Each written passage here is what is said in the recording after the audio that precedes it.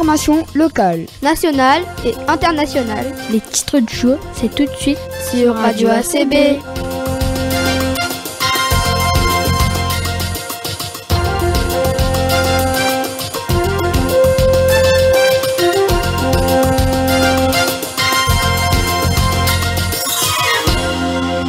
Eh bien, bonjour à toutes et à tous. Vous êtes bien sur Radio ACB, sur le 101.7 FM, la radio du Collège du Bernica.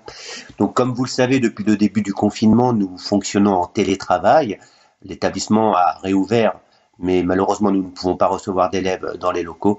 Donc, nous préférons continuer le télétravail pour pouvoir produire nos émissions. Cette émission remplace donc les titres du jour que vous retrouviez quotidiennement avec les élèves.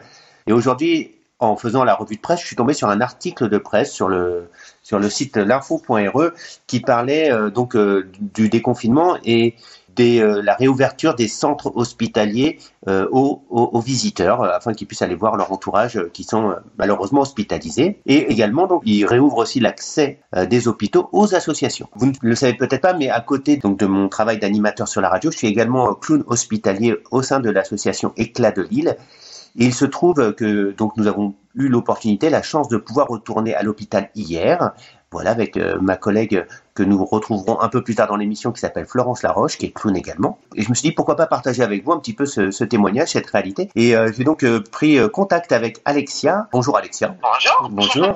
Alors, est-ce que tu peux juste me donner ton rôle exactement dans l'association Éclat de Lille, s'il te plaît? Alors moi je suis la chargée de projet de l'association Éclat de Lille depuis un peu plus d'un an. Donc mon rôle principal est de rechercher des fonds justement pour faire fonctionner l'association et pouvoir mettre de plus en plus de journées clown à l'hôpital. Comment ça s'est passé le confinement pour l'association? Alors, Bien sûr, malheureusement nous avons été informés le 16 mars comme quoi nous devions arrêter les interventions au CHU. On ne pouvait plus intégrer les services en tant que visiteurs. Donc jusqu'à hier, les clowns n'ont pu être physiquement au CHU auprès des enfants. Mais nous avons, pendant toute cette période, essayé malgré tout de garder le lien et de continuer quand même malgré tout à distribuer des piqûres de rire et des sourires aux enfants. Du coup, nous avons mis en place des systèmes de vidéos que chacun des clowns de l'association ont pu produire en mode confinement chez eux, mais que nous avons diffusé sur la plateforme YouTube, sur le Facebook de l'association. Nous avons averti bien évidemment les services pour que l'information puisse parvenir auprès des patients et de leurs familles. Et en parallèle, nous avons pu également mettre en place un partenariat avec la société Story and Joy, qui fait des livres numériques en fait à destination des enfants. Donc nous avons eu toute une mallette d'histoires racontées par nos clowns et qui ont pu être visionnées dans les CHU sur des tablettes par les enfants. vous avez réussi, on a réussi à mettre en place quand même des opérations qui permettaient de garder le contact. Tout à fait. Parce que c'est de garder le lien et de montrer qu'on était là et désireux de les soutenir aussi bien les enfants, leurs familles, mais également le personnel soignant pour qui la période a été extrêmement compliquée aussi. C'est vrai que en plus oui, au niveau des visites, c'était extrêmement compliqué pour les enfants puisqu'ils avaient pratiquement droit à aucune visite. Exactement, ils n'avaient droit qu'à un seul parent par jour en visite, sinon ils n'avaient accès à aucune autre visite, même les salles de jeu, tout. La classe, pour eux aussi. Ouais, toutes les activités à l'arrêt, pas d'école, rien du tout quoi. Et alors du coup là, comment ça s'est passé le déconfinement? Est-ce que c'est vous est-ce que c'est l'association qui a pris contact avec les hôpitaux? Comment? Alors nous, c'est vrai qu'on a très tôt sollicité le CHU pour leur dire qu'on était prêt à revenir dès que possible dans les services. Après, c'est la direction du CHU qui a dû se réunir pour nous donner le feu vert à toutes les associations, chose qui a été faite en début de semaine. Et donc le temps de remettre un petit peu les choses en place parce que ça reste encore on n'a pas le droit à plus de 2 visiteurs par association en même temps, donc c'est vrai qu'il a fallu un petit peu se mettre au point avec les services pour être sûr de répondre aux demandes sanitaires actuelles. Donc voilà. Donc là, ça a été fait. Les services sont plus que ravis de notre retour. On a eu de nombreux messages suite au votre retour d'hier. Donc c'est vrai qu'on est très heureux et on est très heureux de mardi prochain retourner dans le CHU Nord. Enfin, c'est quelque chose que vous aviez anticipé, comme tu dis, la reprise, parce que tu avais préparé les masques. Exactement. Il nous avait été demandé de fournir du masque à nos clowns pour permettre leur réintégration dans les services. Donc nous avons pu trouver le matériel nécessaire pour que tout le monde soit opérationnel pour la reprise. Très bien, oui, mais en plus quand tu dis 2 visiteurs par clown, ça ne veut rien dire cette phrase. Quand tu dis 2 visiteurs par association, c'est vrai que nous les clowns, quand on intervient en duo, donc c'était parfait quoi. C'est pas le mode de fonctionnement et on aurait été très embêtés puisque l'association ne fonctionne jamais avec un seul clown. Donc je ne sais pas trop comment on aurait pu faire, on aurait dû inventer quelque chose, on l'aurait fait, mais c'est vrai que ça aurait été encore autrement compliqué. Là, on est extrêmement heureux de ce retour à une activité normale, on va dire, pour les clowns. C'est mis à l'arrêt aussi, il devait y avoir un recrutement aussi au niveau des clowns, c'est bien ça? Des nouveaux clowns qui devaient arriver? Exactement. Malheureusement, c'est vrai qu'on a dû annuler la venue des formateurs du Rire Médecin pour notre recrutement de nouveaux clowns qui devait se tenir sur la fin mars, début avril, mais confinement oblige, tout a été reporté à l'année prochaine, certainement sur le mois de février 2021. S'il y a des gens qui sont intéressés, des personnes qui sont intéressées pour devenir clown à l'hôpital, c'est le moment de nous adresser les candidatures en vue du prochain recrutement de l'année prochaine. À quelle adresse ils peuvent t'envoyer ça, Alexia? Alors, à contact, au singulier, @éclatdelille.com. contact@éclatdelille.com. Très bien, pour ce nouveau recrutement de clowns. Si vous aviez loupé celui de cette année, deuxième chance, un petit peu, comme on dit, quoi. Exactement. Voilà, puis peut-être qu'une vocation vous est arrivée entre-temps, ça serait super. On va en profiter, puisque c'est une association à but non lucratif et qui fonctionne sur le financement privé, peut-être pour faire un appel aux dons. Bien sûr, tout à fait. Effectivement, toute notre action est entièrement gratuite pour l'hôpital, pour les familles, pour les enfants, pour les soignants. Donc, nous fonctionnons uniquement sur les dons, comme tu dis si bien. Donc, voilà, on est toujours à la recherche de donateurs. On peut devenir donateur mensuel. Il n'y a pas de petits dons. Chaque don compte. Donc, vous pouvez avoir de plus d'informations sur le site internet de l'association, soit faire un don ponctuel, soit devenir donateur mensuel. C'est selon le bon vouloir de chacun. D'accord. Donc, l'association, c'est éclatdelille.com, www.éclatdelille.com. Juste pour que les gens aient un ordre d'idée quand même de combien peuvent coûter les actions à l'association, est-ce que tu peux nous donner une fourchette de prix, Alexia? Bien sûr. Pour donner un ordre d'idée, pour une intervention d'un duo de clowns une fois par semaine sur toute une année, il nous faut lever un peu plus de 30 000 € pour fonctionner. D'accord. Donc c'est quand même une somme quand même assez conséquente. Les gens sont extrêmement généreux avec les clowns. Il faut le préciser, les en remercier. Mais c'est vrai que malheureusement, comme on a la chance d'avoir de nombreux donateurs particuliers qui nous suivent depuis de nombreuses années, des entreprises locales également qui se mobilisent pour l'association. Mais plus on a et plus ça permet que les clowns interviennent plus souvent. Oui, parce que le recrutement, nous sommes à 2 journées. Voilà. Mais l'idée du recrutement, c'est justement aussi pour ouvrir des nouvelles journées et passer de 2 journées hebdomadaires à 4 journées hebdomadaires. Oui, parce que c'est vrai que en tant que clown, on n'a pas le temps dans la journée, sur une journée, de pouvoir voir tous les enfants hospitalisés. Et par exemple, hier sur le CHU de Saint-Pierre, il y a tout le service chirurgie pédiatrique. On ne peut pas y aller parce qu'on n'a pas le temps. On essaye de faire au mieux, on essaye d'aller dans tous les services, mais c'est vrai que de rouvrir de nouvelles journées, ça va forcément avoir un coût supplémentaire. Donc, si jamais le cœur vous en dit, n'hésitez pas, www.éclatdelille.com pour vos dons. Exactement. Et puis, on peut aussi, si des personnes souhaitent monter des actions au profit de l'association, ont des idées, on est toujours preneur de bonne volonté, de bonnes idées également. Et on rappelle aussi que, évidemment, les dons sont défalqués des impôts. Ça, c'est très important. Voilà, à hauteur de 66%, je ne sais plus. 66%. 66%. 10 € de dons, ça ne coûte que 3 €. 3,40 €. 3,40 €. Comme ça, voilà.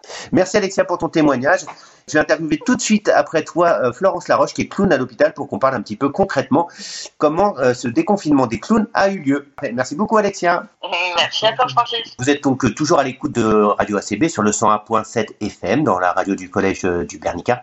Et donc aujourd'hui dans les titres du jour, nous en parlions avec Alexia, nous parlons d'Éclat de Lille, l'association des clowns à l'hôpital. Donc, comme vous l'avez compris, les visites sont à nouveau autorisées pour les associations au sein des centres hospitaliers, notamment à Saint-Denis et à Saint-Pierre.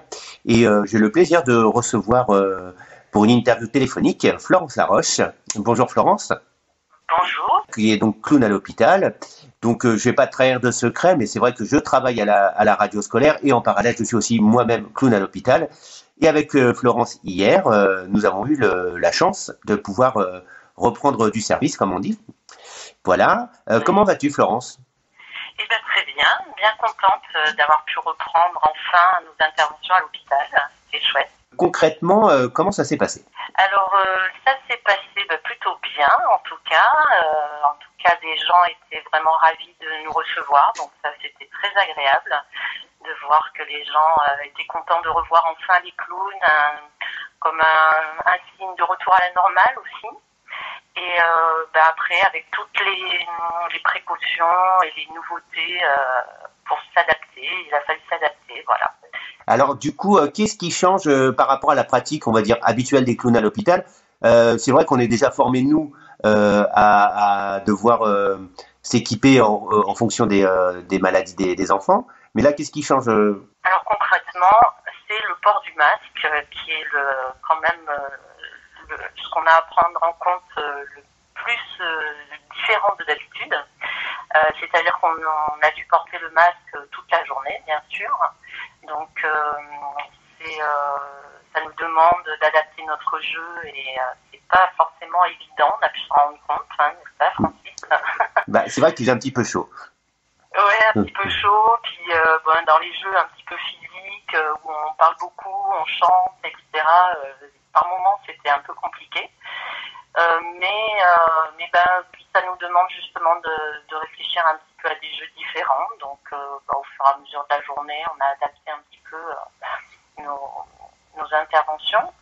Et puis, la distance, un petit peu aussi, le fait de ne pas toucher trop les enfants, de devoir rester à une certaine distance, de faire attention aux objets qu'on utilise, de bien les affecter avant, après, etc.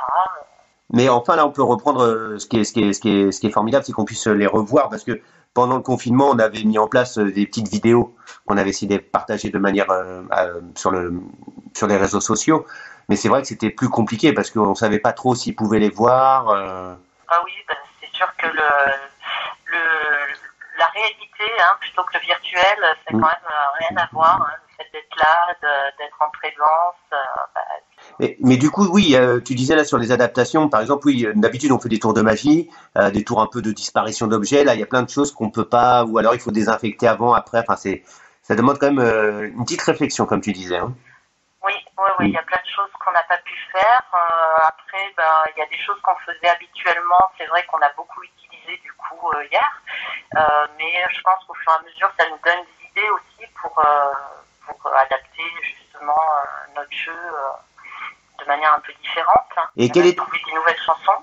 Bah oui, par exemple, oui, c'est vrai qu'hier on a chanté. Alors, pour que vous sachiez comment fonctionne une visite d'hôpital, les clowns, lorsqu'ils arrivent, ils font une parade musicale pour annoncer leur arrivée, pour que les enfants soient au courant que les clowns sont là, que c'est la journée des clowns.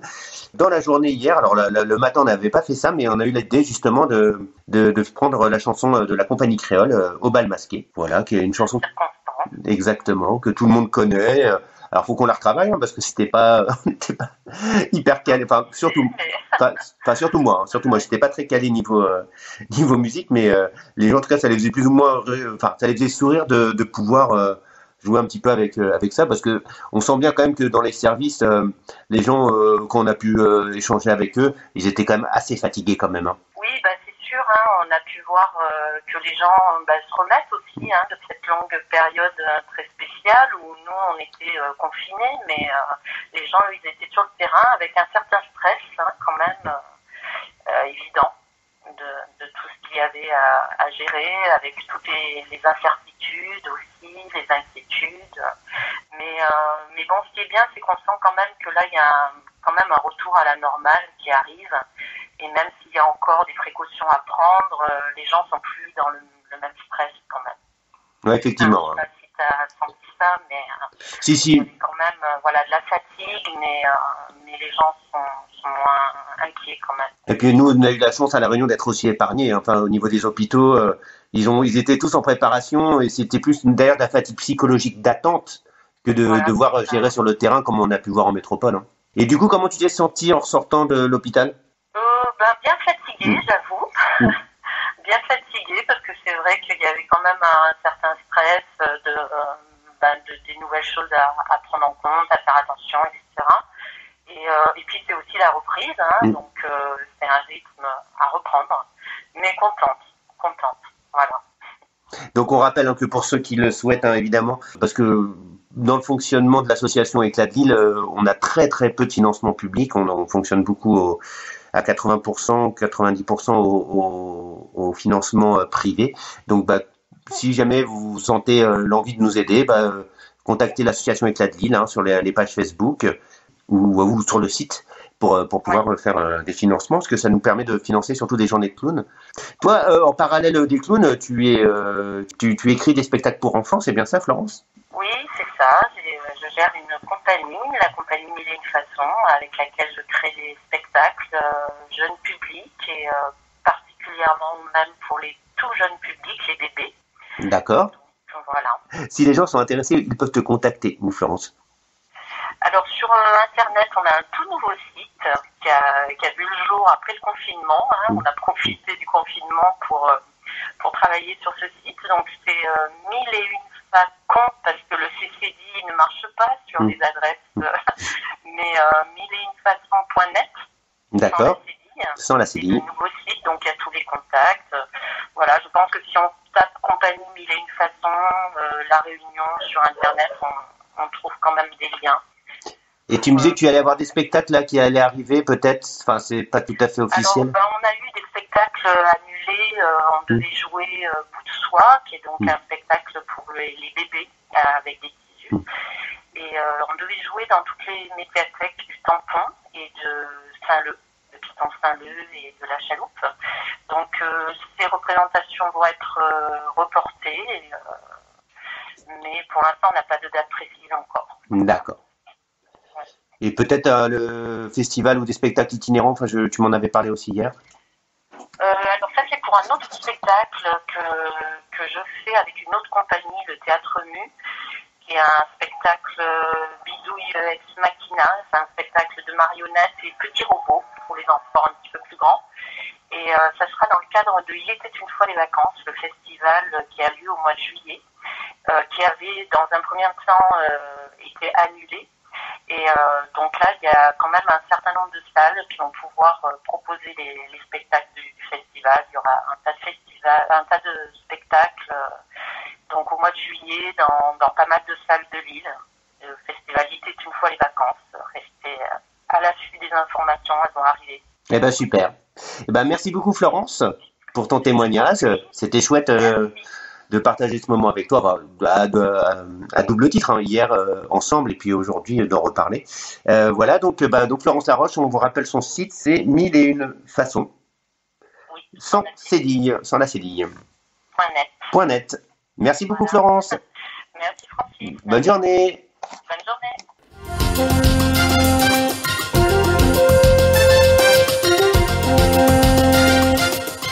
Pour tout savoir sur l'actualité d'ici ou d'ailleurs, restez à l'écoute des titres du jour sur les ondes du 101.7 FM.